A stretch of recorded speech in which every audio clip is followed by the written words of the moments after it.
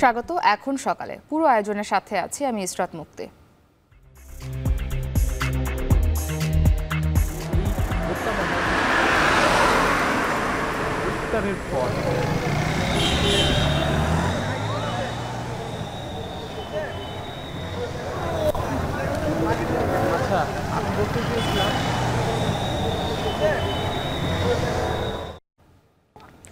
রাতে গ্রেপ্তার সাবেক আইজিপি চৌধুরী আব্দুল্লাহ আল মামুন ও শহীদুল হককে আদালতে আনা হয়েছে। এদিকে রাজধানীর গুলশান থেকে গ্রেপ্তার করা হয়েছে ডায়মন্ড ওয়ার্ল্ডের ব্যবস্থাপনা পরিচালক দিলীপ কুমার আগরওয়ালাকে। এখন সকালে এ নিয়ে রয়েছে বিস্তারিত।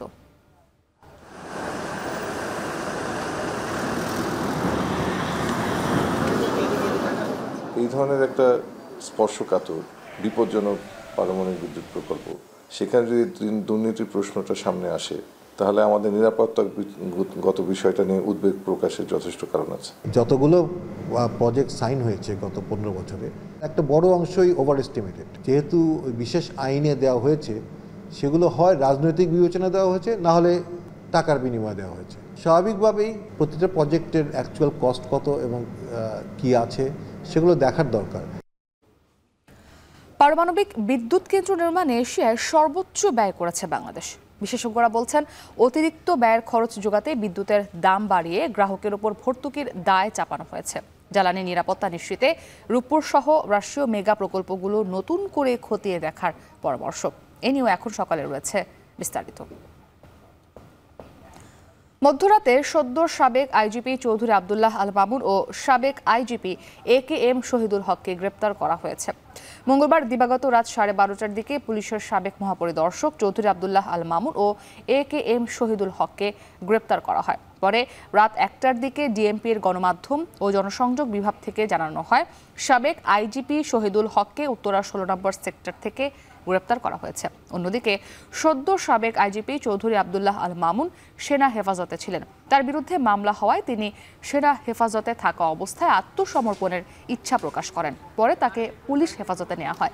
গত 5 আগস্ট ছাত্র জনতার অভ্যুত্থানে আওয়ামী লীগ সরকারের পতন হয়। ওই সরকার আমলে আইজিপির দায়িত্বে ছিলেন চৌধুরী আব্দুল্লাহ আল মামুন। সরকার পতনের পরদিন তার চুক্তিভিত্তিক নিয়োগ বাতিল করা হয়। অন্যদিকে শহীদুল হক 2014 সালের 30 ডিসেম্বর আইজিপি হিসেবে নিয়োগ পান। তিনি 2018 সালের 31 জানুয়ারি অবসরে যান।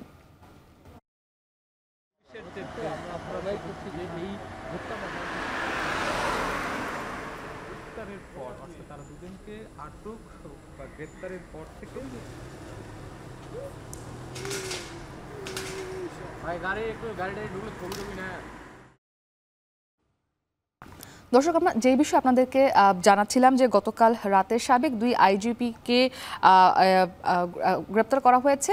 কিছুক্ষণ আগেই সাবেক 2 আইজিপি চৌধুরী আব্দুল্লাহ আল মামুন এবং শহীদুল হক একই সঙ্গে সংসদ সদস্য হাজি সেলিমকে আদালতে আনা হয়েছে। এই মুহূর্তে সেখান থেকে আরও জানাতে আমাদের সঙ্গে যুক্ত হয়েছেন সহকর্মী রাব্বি হোসেন। রাব্বি, জানাবেন যে তাদেরকে কখন আদালতে তোলা হবে এবং এই বিষয়ে আপনার কাছে সবশেষ কি তথ্য রয়েছে?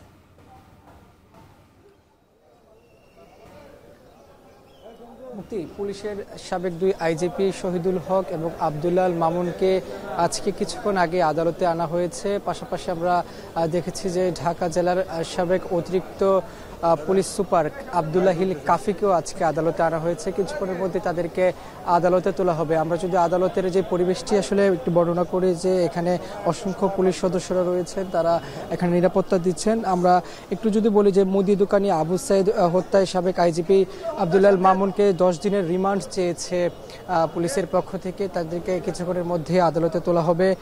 তাদেরকে আসলে বৈষম্য বিরোধী আন্দোলনের ছাত্র জনতার যে মিছিলে নির্বিচারে গুলি করে হত্যার অভিযোগ করা, দায়ের করা মামলায় আমরা বেশ কয়েকটি মামলায় চৌধুরী আব্দুল্লাহ আল মামুনের নাম দেখেছি। পুলিশের সাবেক আইজিপি শহীদুল হকেরও নাম দেখেছি এবং তাদের দুজনকে আজকে এই সকালে আদালত প্রাঙ্গণে নিয়ে আসা হয়েছে। পাশাপাশি এখানে আনা হয়েছে ঢাকা জেলার অতিরিক্ত পুলিশ সুপার আব্দুল্লাহিল কাফিকেও, তাকেও আজকে আদালতে তোলা হয়েছে। গতকালকে গ্রেফতার করেছে 2 আইজিপিকে এবং গ্রেফতার করার পর আজকে সকালে থেকে তাদেরকে কিন্তু আদালতে আনা হয়েছে। কিছুক্ষণের মধ্যেই তাদেরকে আসলে আদালতে তোলা হবে এবং তাদের যে শুনানির কার্যক্রমটি, সেই কার্যক্রমটি আসলে শুরু হবে।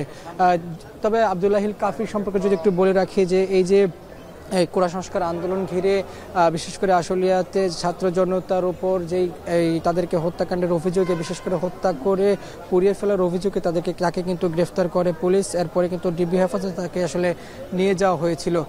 তবে তাকেও আজকে এখানে আদালতে আনা হয়েছে। কিছুক্ষণের মধ্যেই আসলে তাদেরকে আদালতে তোলা হবে।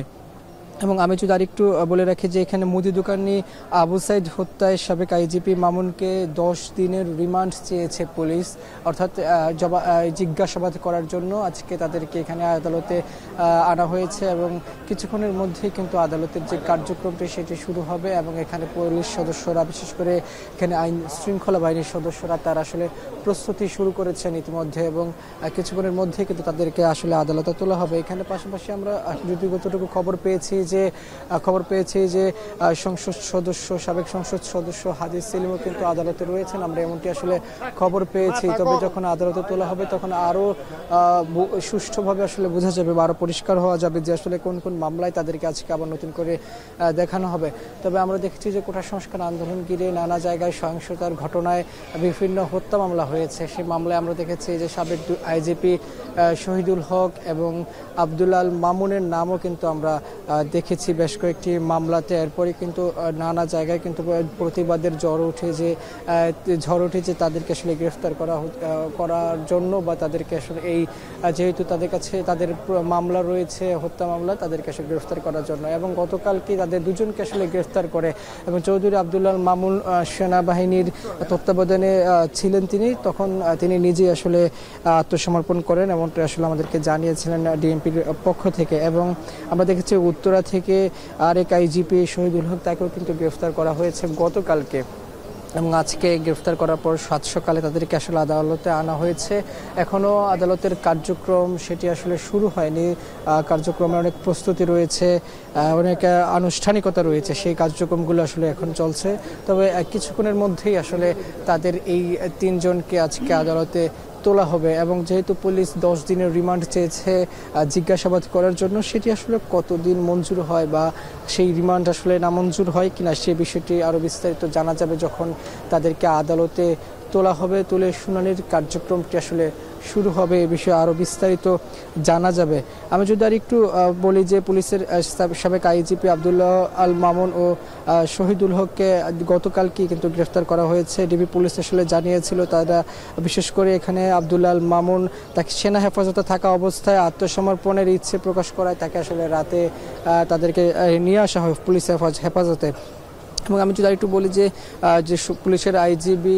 পুলিশের আইজিপি শহীদুল হককেও আজকে আনা হয়েছে। তবে কিছুক্ষণের মধ্যে আসলে শুরু হতে যাচ্ছে তাদের শুনানির কার্যক্রম। এরপরে আরও বিস্তারিত জানা যাবে যে তাদের যে রিমান্ড চেয়েছে সেটি আসলে কতদিনের মঞ্জুর হয় বা আরও কোন কোন বিষয়গুলো তাদের এজলাসে তুলে আনা হয়, আর সে বিষয়টি আরও বিস্তারিত কিছুক্ষণের মধ্যে আমরা জানতে পারবো। এই ছিল আমার কাছে এখন পর্যন্ত সবশেষ খবর।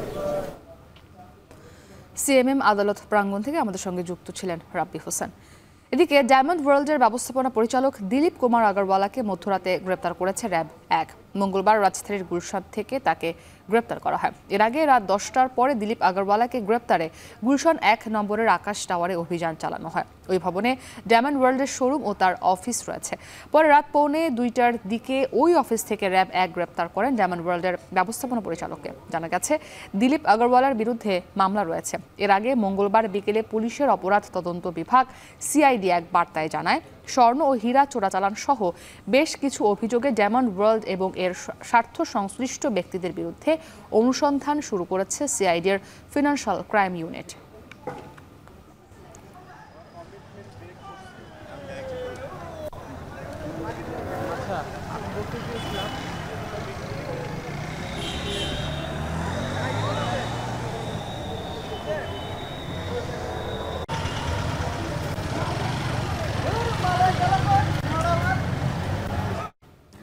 পারমাণবিক বিদ্যুৎ কেন্দ্র নির্মাণের পেছনে এশিয়ার মধ্যে সবচেয়ে বেশি ব্যয় করেছে বাংলাদেশ, যা পুরো বিশ্বের দ্বিতীয় সর্বোচ্চ। একটি অনভিজ্ঞ দেশ হিসেবে অতিরিক্ত ব্যয়ে এত বড় নির্মাণ প্রকল্পের ভার নেওয়ার বিনিময়ে এর আড়ালে বড় অঙ্কের লোপাটের অভিযোগ উঠেছে এরই মধ্যে। তবে দুই দেশের মধ্যে সম্পর্ক ও চলমান প্রকল্প ঠিক রাখতে রূপপুরের বিষয়টি এখনো আলোচনায় আনেনি অন্তর্বর্তী সরকার। যদিও বিশ্লেষকরা বলছেন আর্থিক ও জ্বালানি নিরাপত্তা নিশ্চিত করতে হলে খতিয়ে দেখতে হবে প্রকল্পের সব চুক্তিপত্র। এ বিষয়ে আমাদের হাতে একটি প্রতিবেদন রয়েছে মাঝার মাহবুবের, তবে আমরা একটু পরে দেখব। আমরা এই মুহূর্তে চলে যেতে চাই সিএমএম আদালতে, সেখানে আছেন সহকর্মী রাব্বি হোসেন। আমি ফ্রেমে আসবো না, কথা বলা শুরু করব।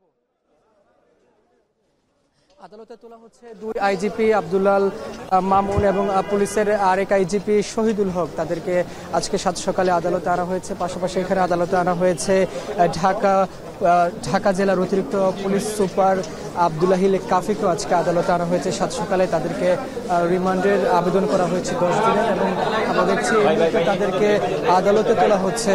তাদেরকে আমরা দেখছি, তবে তাদের 10 দিনের যে রিমান্ড চেয়েছে পুলিশ, সেটি শুনানির কার্যক্রম শুরু হলে আসলে বিস্তারিত জানা যাবে। আমরা দেখছিলাম যে মুদি দোকানদার আবু সাইদ হত্যা মামলায় 10 দিনের রিমান্ড চেয়েছে পুলিশ।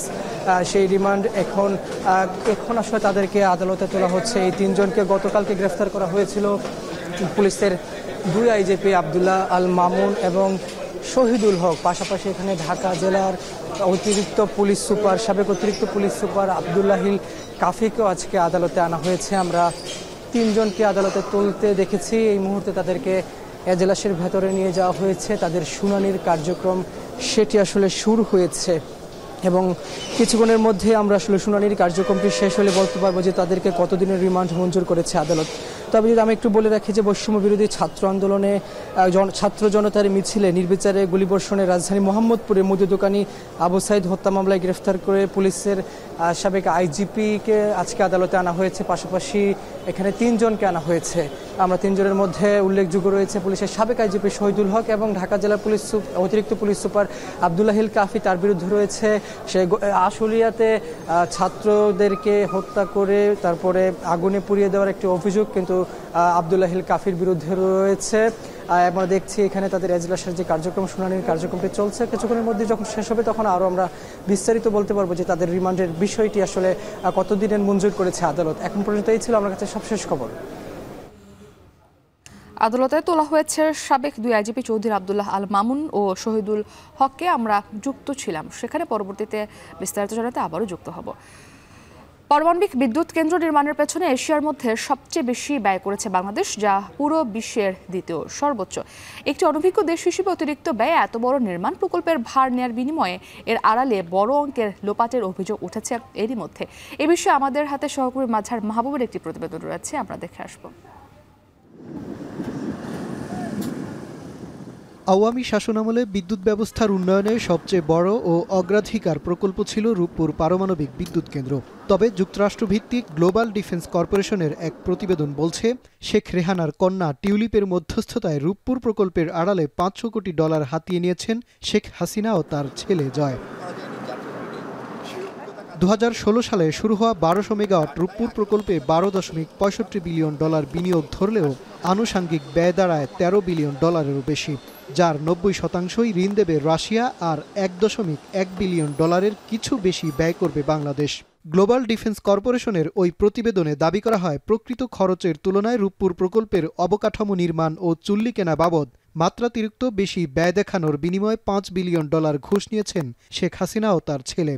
যে অর্থ রাশিয়ার বিশেষ তহবিল থেকে সরাসরি পাঠানো হয়েছে মালয়েশিয়ার বিভিন্ন ব্যাংকে।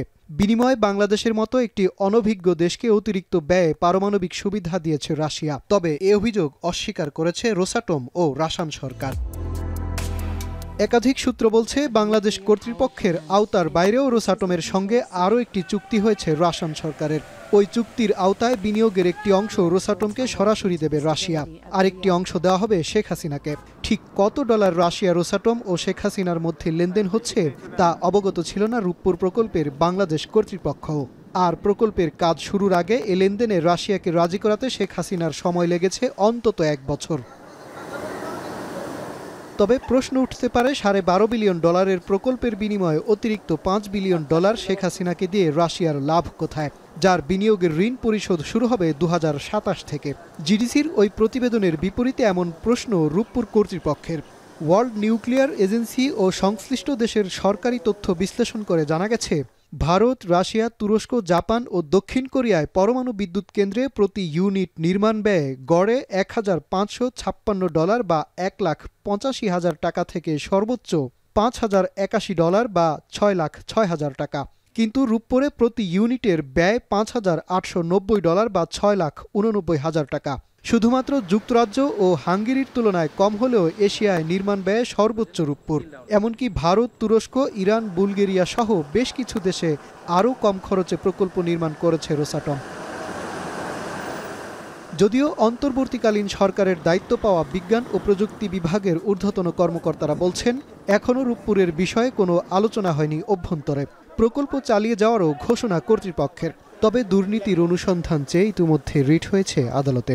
পারমাণবিক বিদ্যুৎ কেন্দ্রের মতো একটি স্পর্শকাতর প্রকল্পেও যদি এত বড় দুর্নীতির অভিযোগ আসে, তবে অবকাঠামোগত কোনো ত্রুটি আছে কিনা তা খতিয়ে দেখার পাশাপাশি প্রকল্প সংশ্লিষ্ট সব ধরনের নথিপত্র যাচাই বাছাই করে তা উন্মুক্ত করা উচিত বলে মত বিশ্লেষকদের। সাধারণত দুর্নীতিগ্রস্ত প্রকল্পে যেটা হয়, যারা প্রকল্প বাস্তবায়ন করেন তারা গুণগত মানের কিন্তু কম্প্রোমাইজ করতে বাধ্য হন। এখন এই ধরনের একটা স্পর্শকাতর বিপজ্জনক পারমাণবিক বিদ্যুৎ প্রকল্প, সেখানে যদি দুর্নীতির প্রশ্নটা সামনে আসে, তাহলে আমাদের নিরাপত্তাগত বিষয়টা নিয়ে উদ্বেগ প্রকাশের যথেষ্ট কারণ আছে। যেহেতু এগুলো কোনো স্বচ্ছতা ছিল না এবং যেহেতু এটা নিয়ে দুর্নীতির একটা প্রসঙ্গ এসেছে এবং মানুষের আস্থা তৈরি করার জন্য অবশ্যই বাংলাদেশ সরকার এবং এই ধরনের চুক্তি অবশ্যই জনসম্মুখে প্রকাশিত হওয়া উচিত। বিশেষজ্ঞরা বলছেন, প্রকৃত নির্মাণে অতিরিক্ত ব্যয়ের খরচ জোগাতেই বিদ্যুতের দাম বাড়িয়ে গ্রাহকের উপর ভর্তুকির দায় চাপিয়ে আসছিল আওয়ামী লীগ সরকার। তাই জনগণের বিদ্যুতের চাহিদা পূরণে ও জ্বালানি নিরাপত্তা নিশ্চিত করতে হলে রাষ্ট্রীয় মেগা প্রকল্পগুলো নতুন করে খতিয়ে দেখতে হবে। যতগুলো প্রজেক্ট সাইন হয়েছে গত 15 বছরে, সেগুলো আমি বলছি না একবারে সবগুলোই বাট একটা বড় অংশই ওভার এস্টিমেটেড, এবং তার জন্য যে অতিরিক্ত পয়সা দিতে হচ্ছে সেটা তো মানুষকেই দিতে হচ্ছে। এখন আমরা জানি প্রজেক্টগুলো যেহেতু বিশেষ আইনে দেওয়া হয়েছে, সেগুলো হয় রাজনৈতিক বিবেচনা দেওয়া হয়েছে, না হলে টাকার বিনিময়ে দেওয়া হয়েছে। দুটার যে কোনো একটা ছাড়া তো আর কেউ প্রজেক্ট পেয়েছে বলে আমরা জানি না।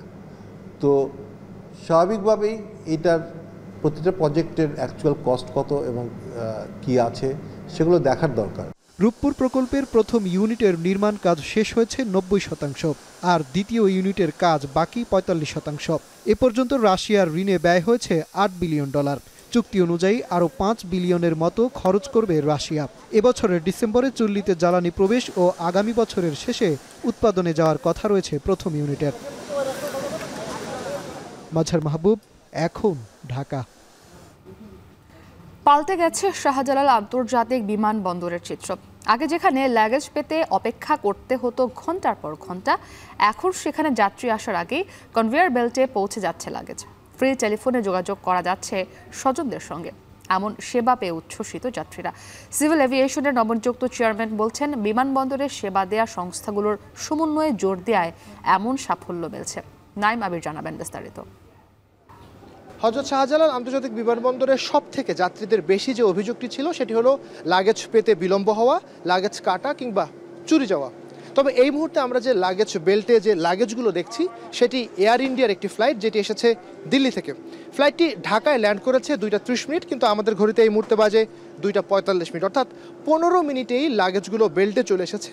এবং সবথেকে মজার বিষয় হচ্ছে, এই ফ্লাইটের যে যাত্রী তারা এখনও পর্যন্ত বেল্টে এসে পৌঁছায়নি। একটু পরেই দেখা গেল এয়ার ইন্ডিয়ার যাত্রীদের লাগেজ বেল্টে ঘুরতে দেখে উচ্ছ্বসিত তারা। এমন কখনো দেখি নাই, আজকে প্রথম দেখলাম যে আমার আসার আগে আমার লাগেজটা চলে আসলো, রাখা আছে এখানে। আমরা আসছি বেশিক্ষণ হয় না, আইসে দেখি লাগেজ অলরেডি চলে আসছে। এদিক দিয়ে আলহামদুলিল্লাহ ভালো, আগের থেকে অনেক ভালো। আমি এয়ার ইন্ডিয়া ফ্লাইটে করে দিল্লি থেকে আসলাম। আমি আসে 20-25 মিনিট হয়েছে ফ্লাইটটা ল্যান্ড করার। আমি তারপর থেকে বেল্টে দেখতেছি যে লাগেজগুলো সব চলে আসছে। আমার খুবই খুশি লাগছে, আনন্দ লাগছে যে সেবার আসছি পরে অনেক ঘন্টা লেগে গেছে। এবার আমি খুব খুশি যে শর্টকাটে পাইয়া গেছি, আমার খুঁজতে হয়নি বেশিক্ষণ যাবত। লাগেজ নিয়েই বের হবার পথেই টেলিফোন বুথ, 10টি বুথে কথা বলা যাচ্ছে ফ্রিতেই। স্বজনদের সঙ্গে কোনো ঝুঁকি ছাড়াই করা যাচ্ছে যোগাযোগ। ফেরি কল সার্ভিস অনেক অনেক ভালো মানে প্রবাসীদের দিক থেকে এয়ারপোর্টের সকল মানুষের দিক থেকে অনেক অনেক সুযোগ সুবিধা দিয়েছে এবং আমি এসে আমার আব্বুর সাথে কথা বললাম, বাসায় কথা বললাম, অনেক সন্তুষ্ট হয়েছি, অনেক ভালো লাগছে। জি আলহামদুলিল্লাহ, আসছি রিয়াদ থেকে, তো আসলে ভালো লাগলো, ফোন দিতে পেরেছি, আগের থেকে অনেক বেটার। কথা বলতে হচ্ছে আমার বাবার সাথে, বলছে আমরা আসতেছি, তোমরা অপেক্ষা করো। বর্তমানে দেশের প্রধান এই বিমানবন্দর দিয়ে ওঠানামা করে 40টি এয়ারলাইন্সের প্রায় 350 ফ্লাইট। বছরে 80 লাখ যাত্রী সেবা দেবার ক্ষমতা সম্পন্ন এই বিমানবন্দর গেলবার ব্যবহার করেছে 1,15,00,000 যাত্রী। আয় হয়েছে 2,400 কোটি টাকা। যাত্রী চলাচল ও আয় দুটোতেই রেকর্ড গড়েছে বিমানবন্দরটি। যদিও বিমানবন্দরটির সেবা নিয়ে যাত্রীদের ছিল নানা হয়রানির অভিযোগ, সেসব হয়রানি রোধে আগেই চালু করা হয়েছিল হটলাইন, মোবাইল অ্যাপ ও ওয়েবসাইট।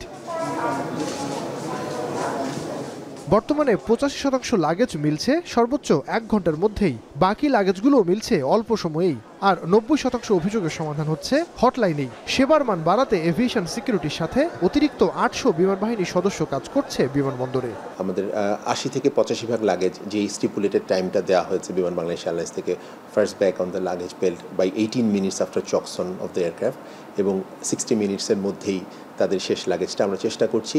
এর বাইরে যে 10-15 ভাগ বা 20 ভাগ যখন মাঝে মাঝে সেটা ডিলে হচ্ছে, সেটা আমরা কিভাবে সুন্দরভাবে করতে পারি সেই চেষ্টাটা আমরা করে যাচ্ছি। হটলাইনে আমরা যে কলগুলো পেয়ে থাকি, আমরা এই ডেটাগুলো রেগুলার অ্যানালিসিস করি, উইকলি ডেটাগুলো, আমাদের প্রতিদিন শত শত অনেক কল আসে। শাহজালাল আন্তর্জাতিক বিমানবন্দরে সেবা দিতে কাজ করছে 24টি সংস্থা। বেসামরিক বিমান চলাচল কর্তৃপক্ষের নবনিযুক্ত চেয়ারম্যান বলছেন, সংস্থাগুলোর কাজের সমন্বয়ে জোর দেওয়া হয়েছে, তাতেই এমন সাফল্য মিলছে। প্রত্যেকটা ডিপার্টমেন্ট এবং প্রত্যেকটা লোকের সাথে আমি ট্রাই টু রিচ দেম, এবং তাদেরকে আমি একসাথে বসে একটা মোটিভেট করার চেষ্টা করেছি, যে মোটিভেট করে যে এয়ারপোর্টে আমরা হলো সার্ভিস প্রোভাইডারের কাজ হলো সবাইকে দ্রুততম সময়ের ভিতরে সেবা, হাসি মুখে সেবা প্রদান করা। তো এই জিনিসটা করার পর আসলে সত্যিকার অর্থে আমাদের প্রত্যেকটা ডিপার্টমেন্টের প্রত্যেকটা লোক, আমাদের এভিয়েশন সিকিউরিটি যারা আছে তারা, তারপরে আমার কাস্টমস, ইমিগ্রেশন, এয়ারলাইন্স, সবাই কিন্তু এগিয়ে এসছে। তো আলহামদুলিল্লাহ দেখছেন যে আমরা 3 সপ্তাহ আমি এখানে এসেছি, তো আমাদের বেশ এয়ারপোর্টে বড় ধরনের পরিবর্তন এসেছে। বিমানবন্দরে ইমিগ্রেশনে দীর্ঘ সময় নেওয়া সহ হয়রানির অভিযোগও নতুন নয়। সেই হয়রানি রোধেও কাজ করছে সিভিল এভিয়েশন। আগেই ইমিগ্রেশনে 3 শিফটে সেবা দেওয়া হতো, এবার যোগ হয়েছে আরও 1 শিফট। এতে ইমিগ্রেশনের সেবার মান আরও বাড়বে আশা চেয়ারম্যানের। আমরা কিন্তু ওই আপনার ইমিগ্রেশন কর্তৃপক্ষের সাথে কথা বলেছি, কথা বলার পর এখন নতুন জিনিস ইমপ্লিমেন্ট হয়েছে, 3 শিফটের বদলে ওনারা আমাদের 4 শিফট দিয়েছেন এখন। তো 4 শিফট তারা কাজ শুরু করছে। এখন দেখবেন যে আপনারা যে আরও পরিবর্তন দেখতে পারবেন। এছাড়াও বিমানবন্দরের ক্লিনিং ও যাত্রী স্ক্রিনিংও জোর দেওয়া হয়েছে। নাইম আবির, এখন, ঢাকা। এখন সকালে নিচ্ছে একটি ছোট্ট বিরতি, ফিরছি একটু পর, সাথেই থাকুন।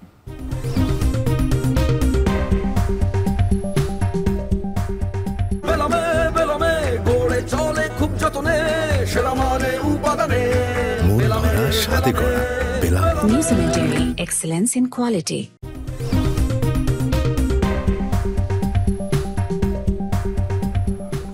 বিরতির পর ফিরে এলাম, দেখছেন এখন সকাল।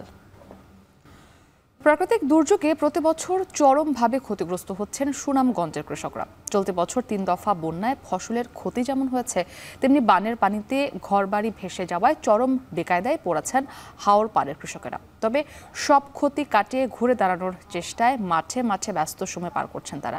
নতুন করে আবারও রোপণ করছেন স্বপ্নের ফসল। লিচুর আহমেদের তথ্য ছবিতে বিস্তারিত। প্রাকৃতিক দুর্যোগের সাথে নিত্যদিন সংগ্রাম করে চলতে হয় সুনামগঞ্জের কৃষকদের। এখানকার কৃষি ও অর্থনীতি বরাবরই ধাক্কা খায় বন্যায়। চলতি বছরও 3 দফায় বন্যায় সুনামগঞ্জের ফসলের ব্যাপক ক্ষতি হয়েছে। বর্তমানে জেলার বন্যা পরিস্থিতি স্বাভাবিক হলেও দুশ্চিন্তাও রয়েছে। এর মাঝেই ক্ষতি পুষিয়ে নিতে নতুনভাবে ঘুরে দাঁড়ানোর চেষ্টায় ব্যস্ত হাওরপাড়ের কৃষকরা। তাদেরই একজন সুনামগঞ্জ সদর উপজেলার আরশাদ আলী। বন্যায় ঘরবাড়ি ও ফসল বানের পানিতে তলিয়ে যাওয়ার কষ্ট বুকে চেপে নতুন উদ্যমে মাঠে নেমেছেন তিনি। জ্বালা কিনে আনছি, আইনে আর লাগাইতেছি, জমি তো আর ফতি টাকা যাইতো না, ক্ষেত করণ লাগবো, বাচ্চা কাচ্চারা তো ফালন লাগবো। আরশাদ আলীর মতোই সুনামগঞ্জের 12 উপজেলার প্রায় 3 লাখ কৃষক আমন ধান রোপণে সকাল থেকে সন্ধ্যা পর্যন্ত কঠোর পরিশ্রম করছেন। কৃষকরা বলছেন প্রতি বছর বন্যায় ফসলের ক্ষতি হলেও কৃষি বিভাগ থেকে তেমন সহায়তা মিলছে না। এছাড়া বর্তমানে আমন ধানের আবাদে বাড়তি দামে কিনতে হচ্ছে সার বীজ। বন্যায় প্রতি বছর আমরা ক্ষতিগ্রস্ত করে দুই হারে আমরা রোয়ার পরে সার বীজ আমরা কিনে দেওয়া লাগে, দেওয়ার পরে আমরা প্রচুর লস হয়। 2-3 বার পানি আইছে, অথচ আমরা কামলার টাকা দিয়ে মুখাইতো আর জ্বালার যে দাম আমরা জ্বালা কিন মুখাইতো কি ঋণ আন্না করলা, এরপরে বন্যায় নিল কি আবার ও ঋণও গিয়া ভাওয়া তুলে শেষ দিলাই দিয়ে আবার ঋণ না সারটার মারলাই। তবে কৃষি বিভাগ বলছে মাঠ পর্যায়ে কৃষকদের নানা পরামর্শ দেয়া হচ্ছে। কৃষকরা যাতে ন্যায্য মূল্যে সার বীজ কিনতে পারেন সেজন্য বাজারে নজরদারি রয়েছে। ইতিমধ্যে আমরা চূড়ান্ত প্রতিবেদন ঊর্ধ্বতন কর্তৃপক্ষ প্রেরণ করেছি এবং আমরা তাদেরকে বিভিন্নভাবে পরামর্শ দিয়ে যাচ্ছি যাতে তারা এই ক্ষতি পুষিয়ে নিতে পারেন এবং আমাদের মাঠ পর্যায়ের সকল কর্মকর্তাগণ সার্বক্ষণিক কর্মস্থলে উপস্থিত থেকে কৃষকদেরকে প্রয়োজনীয় পরামর্শ দান করে যাচ্ছেন। কৃষি বিভাগের তথ্য মতে চলতি বছর সুনামগঞ্জে রোপা আমন আবাদের লক্ষ্যমাত্রা ধরা হয়েছে ৮৩,৩০০ হেক্টর, যা থেকে ধানের উৎপাদন হবে 2,14,০০০ টন। আর কোনো প্রাকৃতিক দুর্যোগ না হলে প্রায় ১,০০০ কোটি টাকার রোপা আমন ধান ঘরে তুলতে পারবেন কৃষকরা। এখন সুনামগঞ্জ। সরবরাহ কম থাকায় খুলনায় বেড়েছে সবজির দাম। অন্যদিকে সুনামগঞ্জে পর্যাপ্ত সরবরাহ থাকলেও বাড়তি দামে বিক্রি হচ্ছে মাছ। এ নিয়ে আরও জানাতে খুলনার সোনাডাঙ্গা পাইকারি কাঁচা বাজার থেকে যুক্ত হয়েছেন রামিম চৌধুরী, এছাড়াও সুনামগঞ্জ থেকে যুক্ত হয়েছেন লিপসন আহমেদ। তো শুরুতে আমরা যাব রামিম চৌধুরী, আপনার কাছে জানাবেন বাজারে মাছের সরবরাহ কম থাকার সবজি সরবরাহ কম থাকার কারণ কি এবং কোন সবজি কত দামে বিক্রি হচ্ছে? মুক্তি, গত কয়েকদিন ধরে কিন্তু খুলনাতে সবজির যে দাম সেটি কিছুটা বেড়েছে। আজকে কিন্তু প্রতি কেজি সবজি প্রায় সব ধরনের সবজিতেই কিন্তু প্রায় 5 থেকে 10 টাকা পর্যন্ত বেড়েছে বলে এখানকার ব্যবসায়ীরা আমাদেরকে জানিয়েছেন।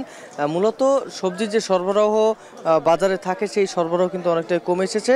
আমরা যে বাজারটিতে রয়েছি আজকে সেই বাজারটি কিন্তু এটি কিন্তু সোনাডাঙ্গা পাইকারি কাঁচা বাজার এবং এই কাঁচা বাজারে কিন্তু এই দক্ষিণাঞ্চলের বড় বড় অনেক বাজারেই কিন্তু এখান থেকেই সবজি সরবরাহ করা হয়। দেশের দক্ষিণাঞ্চল সহ দেশের বিভিন্ন অঞ্চল থেকে কিন্তু এখানে সব ধরনের সবজি কিন্তু আসে এবং এক একটি সবজির যে যখন সরবরাহ ভালো থাকে তখন কিন্তু দাম কমে আসে এবং সরবরাহ যখন কমে যায় আবার দামও কিন্তু তখন বেড়ে যায়। আজকে আপনি যে বেগুনটি দেখছেন সেই বেগুনের দাম কিন্তু আজকে প্রতি কেজি বেগুন বিক্রি করা হচ্ছে 45 থেকে 50 টাকার মধ্যে, যেটি কিন্তু গত কয়েকদিন আগেও ছিল 30 থেকে 35 টাকা। এছাড়াও অন্যান্য সবজির মধ্যে যেমন উচ্ছে রয়েছে, উচ্ছে কিন্তু আজকে বিক্রি করা হচ্ছে 45 টাকা করে প্রতি কেজি, যেটি কিন্তু গত কয়েকদিন আগেও কিন্তু বিক্রি করা হয়েছে 30 থেকে 35 টাকা। এছাড়াও ঝিঙে বিক্রি করা হচ্ছে আজকে 40 টাকা করে, কচুরমুখী বিক্রি করা হচ্ছে 30 টাকা, এছাড়াও ঢেঁড়স বিক্রি করা হচ্ছে 40 টাকায়। মোটামুটি বলা চলে যে আজকে বাজারে যে সব সবজি রয়েছে তার দাম কিন্তু অনেকটাই বেশি। এর পাশাপাশি যেসব জায়গা থেকে সবজিগুলো আসে, যে সবজি ক্ষেতগুলো, সেখানে কিন্তু সবজির পরিমাণ অনেকটাই কমে এসেছে, যার ফলে কিন্তু বাজারে যে সবজির সরবরাহ সেটি কিন্তু এখানে কিন্তু কমতে শুরু করেছে। তবে শুধু যে সবজি কমেছে তা কিন্তু না, বাজারে বিক্রেতারা যেটি বলছেন যে এখানে ক্রেতার যে সংখ্যা সেটিও কিন্তু অনেকটা কমে এসেছে, যার ফলে এখানে বিক্রিও কিছুটা কমেছে। তবে সবজির যে উৎপাদন সেই উৎপাদন কিছুটা বাড়বে আগামীতে এবং উৎপাদন বাড়ার ফলে কিন্তু সরবরাহ বাড়বে এবং সরবরাহ বাড়ার ফলে দাম কিছুটা কমবে বলে এখানকার ব্যবসায়ীরা আমাদেরকে জানিয়েছেন। তো এই ছিল আমার কাছে মুক্তি খুলনা থেকে সবজি বাজারের সর্বশেষ খবর। সবজি পর এবার আমরা মাছের বাজারের খবর জানবো। লিপসন, জানাবেন যে সরবরাহ বেশি থাকার পরও মাছের দাম বাড়ার কারণ কি এবং ক্রেতা বিক্রেতারা কি বলছেন? মুক্তি, শুরুতে যদি বলি যে সুনামগঞ্জের যে মাছের বাজারগুলো রয়েছে সেই মাছের বাজারে কিন্তু মূলত আসলে আমরা দেখেছি যে মাছের কিন্তু আসলে সরবরাহ পর্যাপ্ত পরিমাণে রয়েছে। তবে এখানকার ব্যবসায়ীরা, আমরা যদি শুরুতেই বলি যে বড় বড় আড়তদাররা যেটি বলছেন, যেহেতু সুনামগঞ্জে বন্যায় কিন্তু এখানকার প্রায় অধিকাংশ পুকুরে মাছ কিন্তু বেঁচে গেছে, যার ফলে এখানকার ব্যবসায়ীরা অন্যান্য জেলা থেকে কিন্তু আসলে তারা গাড়ি পথে মাছ এই বাজারগুলোতে নিয়ে আসছেন, যার ফলে কিন্তু পরিবহন খরচটা বেশির কারণে কিন্তু তারা আসলে মূলত এই যে বাজারগুলোতে আসলে বাড়তি দামে মাছ বিক্রি করতে হচ্ছে। বিশেষ করে যদি বলি আমরা আজকে সকালে কিন্তু সুনামগঞ্জের ওয়াইজখালী, এটি কিন্তু সবচেয়ে বড় শহরের একটি বাজার। এই বাজারটিতে কিন্তু আমরা এসেছিলাম, এসে কিন্তু ঘুরে দেখেছি। বিশেষ করে এখানে বিভিন্ন জেলা থেকে বিভিন্ন ছোট বড় আকারে ট্রাক দিয়ে আসা আসলে চাষের মাছগুলো কিন্তু আসলে প্রথমে এই বাজারটিতে আসছে। তারপরে এখানকার যে আড়তদাররা আছেন তারা কিন্তু যে ছোট সাইজ কিংবা বড় সাইজের যে মাছগুলো কিন্তু তারা আলাদা করে কিন্তু তারা যে হাট বাজার যে খুচরা ব্যবসায়ীরা রয়েছে তারা কিন্তু এখানে আসছেন, তাদের কাছে কিন্তু তারা নিলামে বিক্রি করছেন। অর্থাৎ তারাও কিন্তু কিছুটা লাভের অংশ রেখেই কিন্তু খুচরা ব্যবসায়ীদের কাছে এই মাছগুলো বিক্রি করছেন। খুচরা ব্যবসায়ীরা কিন্তু আসলে জেলার যে অন্যান্য বাজারগুলো রয়েছে অর্থাৎ ষোলগড় বাজার থেকে শুরু করে বিভিন্ন উপজেলায় কিন্তু এই মাছগুলো এখান থেকে নিয়ে যাচ্ছে, যার ফলে কিন্তু যেহেতু হাত বদল হচ্ছে অর্থাৎ আড়তদার থেকে শুরু করে খুচরা পর্যায়ে যাচ্ছে, এমনকি বিভিন্ন বাজার পরিবর্তনের মূল্যে কিন্তু আসলে মূলত এখানের যে মাছ সেই মাছের দাম কিন্তু আসলে মূলত বাড়ছে। তবে এখানকার ক্রেতারা যেটি বলছেন আসলে বাজারের পরিস্থিতি যেহেতু গত এক সপ্তাহ আগে মাছের দাম কিছুটা কম ছিল, এই সপ্তাহে যেহেতু মাছের দাম হুট করে বেড়ে গেছে, যার ফলে তাদের দাবি যাতে বাজারের দিকে এখানকার যে ভোক্তা অধিদপ্তর রয়েছে তারা যেন নজরদারি বাড়ায়। তো মুক্তি, এই ছিল সুনামগঞ্জে মাছের বাজার থেকে সর্বশেষ। সুনামগঞ্জ ও খুলনা থেকে মাছ এবং সবজির বাজারের খবরাখবর জানাতে যুক্ত ছিলেন আমাদের সহকর্মীরা। মাছের রেণু ও পোনা বিক্রির জন্য প্রসিদ্ধ যশোরের বাবলাতলা মৎস্যপল্লী। দেশের মোট চাহিদার 70% মাছের পোনা সরবরাহ হয় এখান থেকে। এই বাজার ঘিরে প্রতিদিন প্রায় 1.5 থেকে 2 কোটি টাকার বিক্রি কিনি হয়। এই বিষয়ে আরো জানাতে আমাদের সঙ্গে শহরের বাবলাতলা মৎস্যপল্লী থেকে যুক্ত হয়েছেন রিপন হোসেন। রিপন, এই হাট থেকে কি পরিমাণ মাছের রেণু ও পোনা বিক্রি হয় জানাবেন এবং বিস্তারিত তথ্য জানতে চাই এই হাটটি সম্পর্কে।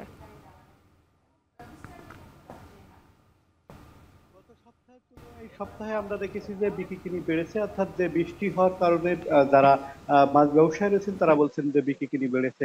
যশোরে মূলত প্রায় 35টি হ্যাচারি রয়েছে। এখানে বছরে প্রায় 54,000 কেজি রেণু পোনা উৎপাদন হয় এবং 600 নার্সারি রয়েছে যেখানে লালন পালন করা হয় প্রায় 50 কোটি যে বেশি যে পোনা। এই বাজারকে ঘিরে আসলে প্রায় 100 কোটি টাকার কিন্তু বাজার রয়েছে এবং এই বাজারকে ঘিরে 5 থেকে 600 ব্যবসায়ী রয়েছেন, তারা মূলত ব্যবসা করে থাকেন এবং প্রতিদিন প্রায় 2 কোটি টাকা বিক্রি হয়ে থাকে। 50 থেকে 60 ট্রাকে করে দেশের প্রায় 52টি জেলায় কিন্তু এই মাছ সরবরাহ করা হয়।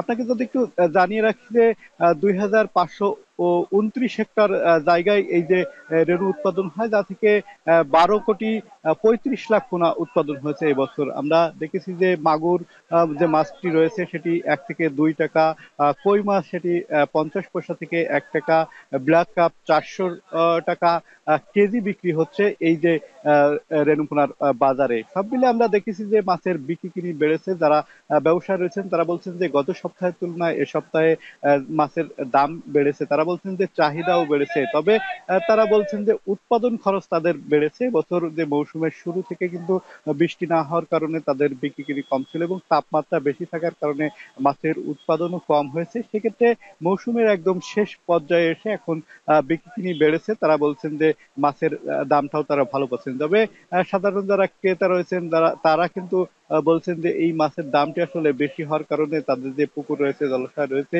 সেখানে দিয়ে আসলে কতটুকু লাভ হবে সেক্ষেত্রে তারা কিন্তু যে খাবারের দাম বৃদ্ধি এবং অন্যান্য যে সরঞ্জাম রয়েছে তার বৃদ্ধির কারণে কিন্তু মাছ কিনতে অনাগ্রহ প্রকাশ করছেন অনেকে। এবং আপনি জানেন যে দেশের বিভিন্ন অঞ্চলে যে বন্যা হয়েছে সেই বন্যা পরবর্তী যখন পানি শুকিয়ে যাবে তখন আরো এই অঞ্চলের যে মাছ রয়েছে সেই মাছের চাহিদা আরো থাকবে। আমরা যারা ব্যবসায়ী রয়েছে তাদের সাথে কথা বলেছিলাম, তারা বলছেন যে এই বাজারকে ঘিরে প্রতিদিন যেহেতু 50 থেকে 60 ট্রাক মাছ দেশের বিভিন্ন স্থানে যে থাকে সেক্ষেত্রে কিন্তু তারাও আসলে লাভবান হয়ে থাকে। এই ছিল এখান থেকে আমার কাছে সর্বশেষ মুক্তি। যশোরের বাবলাতলা মৎস্যপল্লী থেকে যুক্ত ছিলেন রিপন হোসেন। বন্যার প্রভাব পড়েছে সারা দেশের বাজারে, বিশেষ করে শাকসবজির দাম ঊর্ধ্বমুখী। বৃষ্টি বন্যার অজুহাতে অস্বাভাবিক দাম হাঁকাচ্ছেন সবজি বিক্রেতারা। বলছেন বাজারে কাঁচা পণ্যের সরবরাহ কমেছে। বিক্রেতাদের অভিযোগ বন্যা কবলিত এলাকা না হলেও দাম ওঠানামা করছে বিভিন্ন নিত্যপণ্যের। কৃত্রিম সংকট ও সিন্ডিকেট নিয়ন্ত্রণে নিয়মিত বাজার তদারকি হচ্ছে বলে দাবি স্থানীয় প্রশাসনের। চুয়াডাঙ্গা থেকে অনেক চক্রবর্তীর প্রতিবেদনে বিস্তারিত। চুয়াডাঙ্গার বাজারে শাকসবজির দাম বাড়তি। বন্যার প্রভাবে কাঁচা মরিচ, পেঁয়াজ, বেগুন সহ বিভিন্ন পণ্যর দাম বাড়ছে। 50 টাকার নিচে মিলছে না অন্যান্য শাকসবজি। ক্রেতাদের অভিযোগ, এসব এলাকায় বন্যা না হলেও প্রভাব পড়েছে সবজির দামে। বৃষ্টি বন্যার অজুহাতে বিক্রেতারা ইচ্ছামতো দাম হাঁকাচ্ছেন। সবজির দাম যেমন ছিল তার থেকে এই সপ্তাহে একটু বেশি। মাছ মাংসের দাম আগের মতো থাকলেও সবজির দাম আকাশসমান। আলু, ঝাল, পেঁয়াজ, কাঁচামাল কেজি প্রতি 10-15 টাকা বেশি। বাজারেরা বলতেছে আমদানি কম, এজন্য প্রত্যেকটা সবজির দাম বেশি। বিক্রেতাদের যুক্তি, বন্যায় বাজারে কাঁচা পণ্যর সরবরাহ কম থাকছে, তাই মাঠ পর্যায় থেকেই বৃদ্ধি পাচ্ছে সবজির দাম। বেশ কিছু এলাকায় বন্যার জন্য আপনার মানুষের নাজেহাল অবস্থায়, ওদিকে তো মাল তাল এখন আর নেই। আমাদের এখানে যা মাল টাল আমদানি একটু কম, মাল বাইরে অনেক টানছে। পানির কারণে মাল তুলতে পারছে না, দেখা যাচ্ছে ভুঁইয়ের ভিতরে পানি থাকছে, পা মাছ তুলতে আসছে, কচু মাছ তোলা আসছে না। আমদানি যদি সঠিকভাবে আগের মতো তুলনামূলক বেশি হতো তাহলে একটু কমতো। প্রশাসনের দাবি, বাজারে কৃত্রিম সংকট ও সিন্ডিকেট নিয়ন্ত্রণে নিয়মিত তদারকি করা হচ্ছে। সবজির দাম নিয়ন্ত্রণেও চলছে অভিযান। বিভিন্ন বাজারে গিয়ে বিভিন্ন আড়তগুলোতেও তদারকি করছে, সেখানে তাদের মূল্য তালিকা প্রদর্শন করা এবং ক্রয় বিক্রয় ভাউচার রাখাটা বাধ্যতামূলক তাদেরকে আমরা নির্দেশনা দিচ্ছি। তো সেই সাথে কোথাও কোনো সিন্ডিকেট কাজ করছে কিনা, কোথাও কোনো অবৈধ মজুদার কাজ করছে কিনা, এগুলো আমরা তদারকি করছি। গত সপ্তাহের 80 টাকা কেজির বেগুন এখন বিক্রি হচ্ছে 105 টাকায়। করলা গত সপ্তাহে 40 টাকা, এ সপ্তাহে 65 টাকা কেজি। টমেটো গত সপ্তাহে 60 টাকা, এই সপ্তাহে 73 টাকা কেজিতে বিক্রি হচ্ছে। এছাড়া গত সপ্তাহে পেঁয়াজ ছিল 120 টাকা, যা বর্তমানে বিক্রি হচ্ছে 135 টাকা কেজিতে। আর সপ্তাহ ব্যবধানে 15 টাকা বেড়ে আলু বিক্রি হচ্ছে 75 টাকায়। অনিক চক্রবর্তী, এখন চুয়াডাঙ্গা। এখন সকালে দিচ্ছে আরো একটি ছোট্ট বিরতি, ফিরছি একটু পর, সাথেই থাকুন।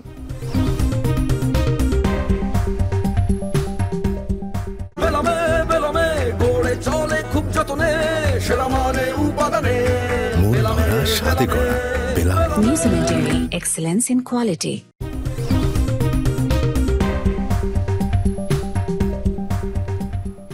বিরতির পর আবারও স্বাগত, দেখছেন এখন সকাল। এই মৌসুমে 100 কোটি টাকার ব্যবসার লক্ষ্য নিয়ে নীলফামারীর সৈয়দপুরে শুরু হয়েছে শীতের জ্যাকেট তৈরির কাজ। গত বছর ব্যবসা ভালো হয়, এবছর আরও বেশি উৎপাদন লক্ষ্যমাত্রা কারখানা মালিকদের। পাইকারি ব্যবসায়ীরা ইতোমধ্যেই গোডাউনে আনতে শুরু করেছেন জ্যাকেট।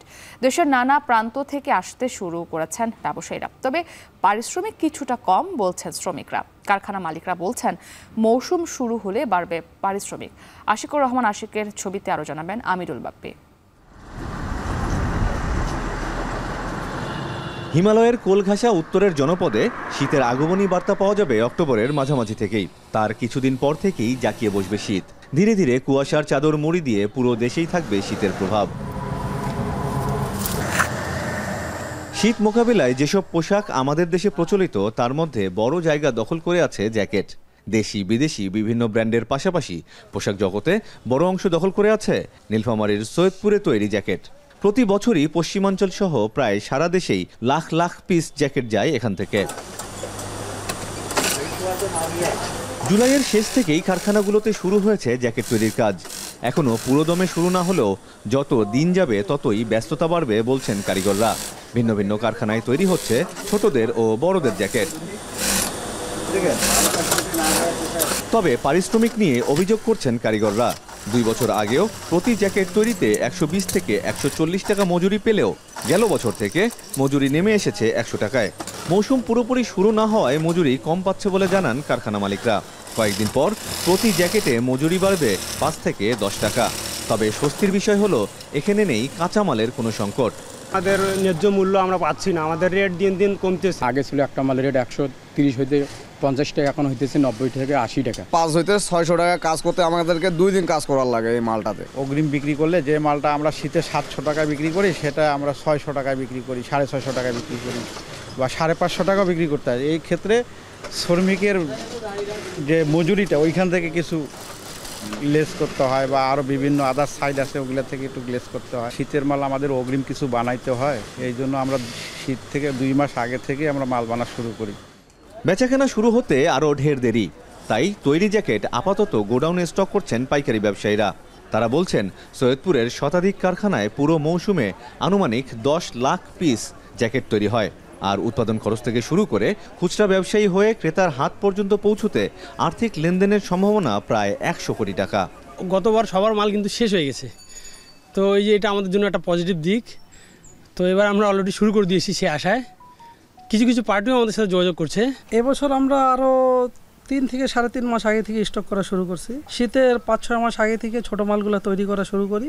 গেছে বছর আমাদের ব্যবসা শুরুর দিকে একটু খারাপই ছিল, কিন্তু শেষের দিকে শীতটা পড়ার কারণে আমাদের ব্যবসা ভালো হয়েছে। এবারও আশা রাখতেছি। জুট কাপড়ের তৈরি এই জ্যাকেটগুলো দেশের অভ্যন্তরীণ অর্থনীতিতে রাখছে গুরুত্বপূর্ণ ভূমিকা। তাই এই কারখানাগুলোকে যে কোনো ধরনের সহযোগিতার আশ্বাস প্রশাসনের। প্রায় 100 কোটি টাকার লেনদেন প্রতি বছর হয়, অর্থাৎ এই বাণিজ্যটা এখানে হয়। এটি খুবই একটি পজিটিভ দিক সৈয়দপুরের জন্য, কারণ সৈয়দপুরের ব্যবসায়িক উন্নয়ন প্লাস আমাদের সার্বিক দেশের উন্নয়নে কিন্তু এটি ভূমিকা রাখছে। এবং এই যারা ক্ষুদ্র ব্যবসায়ী, আমরা বিভিন্ন ব্যাংক থেকে শুরু করে আমাদের সরকারি সংস্থাগুলো আছে, তারা যেন সহজে এই ঋণ প্রাপ্তি হয় এবং তারা ঋণ প্রাপ্তিতে যেন কোনো রকম ঝামেলা এবং স্বচ্ছতাটা নিশ্চিত হয়, এ ব্যাপারে আমরা আন্তরিকভাবে সবসময় সহযোগিতা করব। সেপ্টেম্বরের মাঝামাঝি থেকে প্রতিটি কারখানায় পুরোদমে শুরু হবে জ্যাকেট তৈরি। বিভিন্ন প্রান্ত থেকে আসা ব্যবসায়ীদের আনাগোনায় মুখর হবে পাইকারি বাজার। ভাদ্রের এই তালপাকা গরমে এরকম একটি জ্যাকেট পরে থাকার কথা হয়তো পাগলেও ভাববে না, কিন্তু মাঘের শীতকে বশ করতে গেলে এই জ্যাকেটের বিকল্প নেই। তাই তো সৈয়দপুরের শতাধিক কারখানায় ইতিমধ্যেই শুরু হয়ে গেছে এইসব শীতের জ্যাকেট তৈরির কাজ। দেশের বিভিন্ন জায়গা থেকে পাইকাররা আসাও শুরু করেছেন। হয়তো আর মাসখানেকের মধ্যেই সারা দেশে চলে যেতে শুরু করবে সৈয়দপুরের তৈরি এসব জ্যাকেট। আমিরুল বাপ্পি, এখন সৈয়দপুর। খেজুরের রসের জন্য শেরপুরের সুনাম রয়েছে দেশ জুড়ে, তবে সময়ের সাথে জেলা থেকে হারিয়ে যেতে বসেছে খেজুর চাষ। এমন অবস্থায় ঐতিহ্য টিকিয়ে রাখতে এখন বাণিজ্যিকভাবে চাষ হচ্ছে এই ফল, তৈরি হচ্ছে পরিকল্পিত খেজুর বাগান। সহকর্মী জাহিদুল খান সৌরভের প্রতিবেদন। শেরপুরের শ্রীবর্দী উপজেলার করুয়া গ্রামের বাসিন্দা হাশেম আলী 4 বছর আগে ব্যাংকের চাকরি ছেড়ে শুরু করেন খেজুর চাষ। নিজ বাড়ির পাশে 5 শতক জমিতে গড়ে তুলেছেন খেজুরের বাগান। চলতি বছর তার বাগানে ছোট বড় 30টিরও বেশি চারা রয়েছে। এছাড়া এই পর্যন্ত শতাধিক চারা বিক্রি করেছেন তিনি। এইসব চারার দাম 500 থেকে 3000 টাকা, আর এসব থেকে তার আয় 1 লাখ টাকারও বেশি। এই গাছটাতে 3বার, এইবার নিয়ে 3rd টাইম ফল আসলো। এগুলো মূলত বাণিজ্যিকভাবে বিক্রি করা হয় না এখনো। এই বছর আমার ইচ্ছা আছে বাণিজ্যিকভাবে কিছু বিক্রি করার জন্য। স্থানীয়রা বলছেন মরুভূমির খেজুর চাষ অত্যন্ত লাভজনক একটি ফসল। বাজারে প্রতি কেজি খেজুরের দাম 600 থেকে 700 টাকা। তাই বাড়ির আশেপাশের প্রতি জমিতে এই ফল চাষে আগ্রহ বাড়ছে তাদের।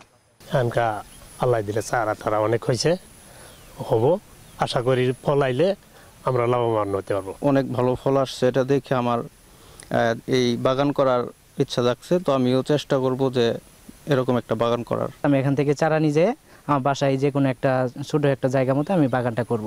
উপজেলার কৃষি কর্মকর্তারা বলছেন, দেশে বাণিজ্যিকভাবে খেজুরের বাগান গড়ে উঠলে আমদানি নির্ভরতা কমবে। এছাড়া খেজুর চাষে বাড়তি পরিচর্যার প্রয়োজন হয় না, তাই অল্প জমিতে খেজুরের বাগান করে লাভবান হওয়া যায়।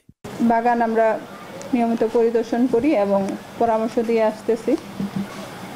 হাশেম আলীর মতো কেউ যদি নতুনভাবে কৃষি উদ্যোক্তা হতে চায়, তাকে আমরা প্রয়োজনীয় পরামর্শ এবং সহযোগিতা করব। দেশে সৌদি ও মিশরীয় খেজুরের অনেক চাহিদা রয়েছে। চাষিরা বলছেন, চারা রোপণের 1 বছর পর গাছে ফল আসা শুরু করে, আর এক একটি গাছে খেজুর আসে 25 থেকে 30 কেজি। জাহিদুল খান সৌরভ, এখন শেরপুর। নিচ্ছি আরো একটি ছোট্ট বিরতি, ফিরছি একটু পর, সাথে থাকুন।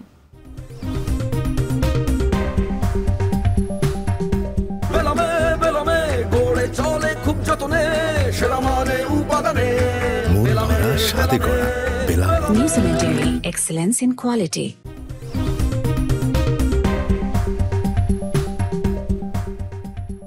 বিরতির পর আবারও ফিরে এলাম, দেখছেন এখন সকাল।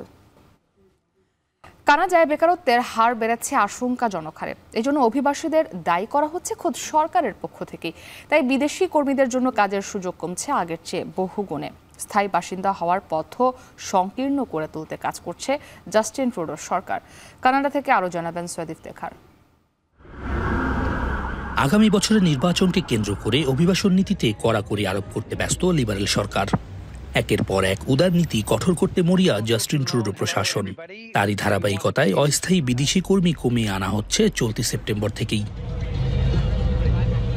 2023 সালে 1,83,000-এর বেশি অস্থায়ী বিদেশি কর্মী নেয় কানাডা, যা 2019 সালের তুলনায় 88% বেশি।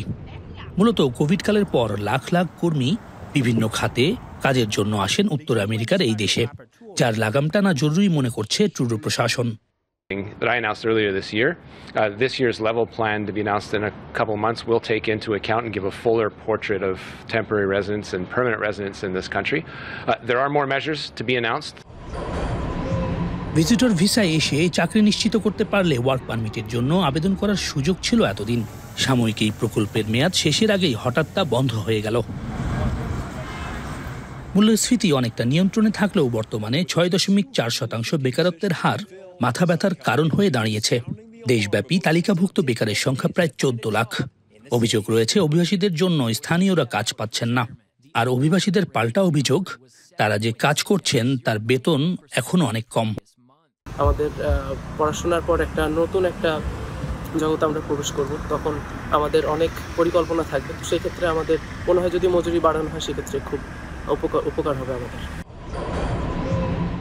এমন জটিল পরিস্থিতিতে জাস্টিন ট্রুডোর মন্ত্রিসভা পার্মানেন্ট রেসিডেন্সি বা পিআরের সংখ্যাও কমিয়ে আনবে বলে জানিয়েছে। সরকারের লক্ষ্য কানাডায় অস্থায়ী বাসিন্দার সংখ্যা মোট জনসংখ্যার 5% নামিয়ে আনা, বর্তমানে যা 6.8%।